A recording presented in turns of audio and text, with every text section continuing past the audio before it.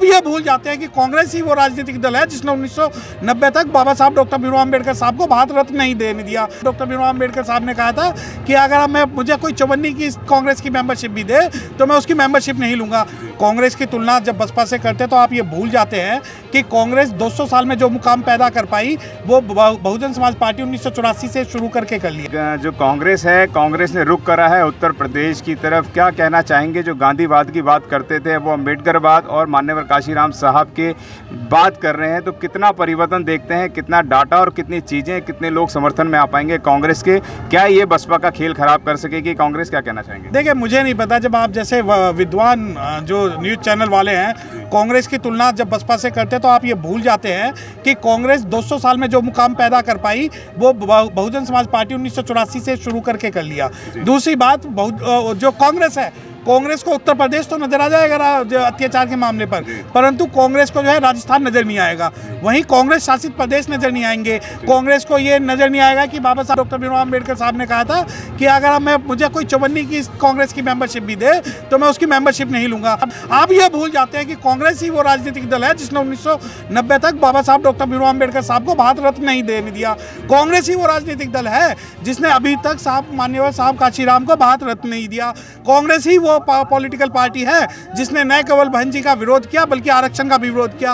कांग्रेस ही वो पार्टी है जिसने बहुजन समाज के जो लीडर्स हैं उन्हें खत्म करने का काम किया, चाहे वो बीपी मौर्य साहब हो, चाहे बाबू जगजीवन राम हो, चाहे चौधरी प्रेम सिंह हो। और कांग्रेस ही वो दल है जो कि जिसके बारे में साहब काशीराम कहते थे कि ये हरा नाग है, सब हरे घास में हरा नाग है, और जबकि बीजेपी जो है काला नाग है। और अगर आप कांग्रेस की तुलना अगर आप बहुजन समाज पार्टी से करते हो तो बहुत गलत करते हो। रही बात कि आप कहते हो कि कांग्रेस उत्तर प्रदेश देख रही है, तो मैं कांग्रेस के जो राहुल बाबा है उन्हें कहना चाहूंगा कि जब आप भारत जोड़ो यात्रा करते हो तो आप 3000 किलोमीटर की यात्रा करते हो, उसके अंदर आपको मंदिर भी नजर आ जाता है, मस्जिद भी नजर आ जाती है, गुरुद्वारा भी नजर आ जाता है, परंतु आपको अभी तक कोई बाबा साहब डॉक्टर भीमराव अम्बेडकर साहब की ना तो कोई तस्वीर नजर आई, ना ही कोई बौद्ध विहार नजर आया। और अगर आपकी आंखों पे इस प्रकार का चश्मा चढ़ा है तो बहुत जल्दी 2024 में जो बचा कुचिया आपकी आंखों में जो चश्मा था उसे भी हम उतारने का संकल्प लेते हैं। कांग्रेस के नेता हैं साहब, घर बुला के दलितों को, शूद्रों को खाना खिलाते हैं, अपने साथ बैठाते हैं। क्या बात करते हैं? बहन जी नहीं बैठाती हैं साथ में? देखिए, अगर बहन जी नहीं बैठाती, बहन जी हमारा सम्मान है, मान है। और अगर आपको लगता है कि घर बुला के खाने से या घर बैठ के खाने से हमारे समाज की जो पॉलिसीज है उसमें कोई अंतर आ जाएगा या उसमें बढ़ोतरी हो जाएगी, तो ऐसा नहीं होगा। अगर आप इस बात से संतुष्ट हैं कि मुझे उनके साथ खाना खाना है तो आप खाइए, परंतु हम बहन जी जो है आपको हुक्मरान बनाने का काम करती हैं। बहुजन समाज जो है आपको ताज देने का काम करता है।